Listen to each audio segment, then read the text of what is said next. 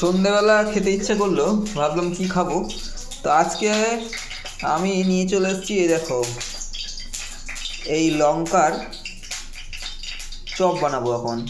এই দেখো, নিয়ে নিয়েছি বেসন আর আলু, চপের আলু, আর ওদিকে তেল গরম হচ্ছে, এখন এগুলো মাখিয়ে নেব। এই যে লঙ্কাগুলোকে প্রথমে এরকম মাছ বরাবর ফেঁকে নিলাম। এবার এর মধ্যে দেবো আলু, এই চপের আলুগুলোকে দেবো এর মধ্যে, দিয়ে এটাকে বেসনে চুবিয়ে ভাজবো। চলো, চপগুলো, লঙ্কাগুলোর মধ্যে আলুর চপগুলোকে, আলুর চপের আলু যেগুলো আছে সেগুলোকে আমি কিন্তু এভাবে ঢুকিয়ে দিলাম। এবার কিন্তু বেসনে দিয়ে, এই দেখো বেসন রেডি, বেসনে দিয়ে এখন ভাজবো। এই দেখো বেসনের মধ্যে দিয়ে দিয়েছি। এখন এটাকে তুলে একদম সোজাসুজি দিয়ে দেবো এই তেলের মধ্যে। এই দেখো ভাজা শুরু হয়ে গেছে।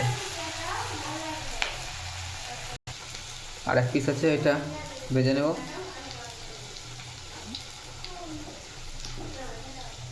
এই দেখো, এটাকেও দিয়ে দেবো তেলের মধ্যে। চলছে, এই দেখো এক সাইড করে ভাজা হয়ে গেছে, উল্টে দিলাম।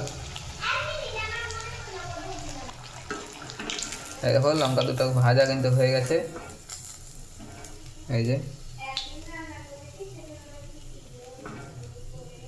একদম গরম গরম ঠান্ডাতে করে খাও, আশা করি সকলের ভালো লাগবে।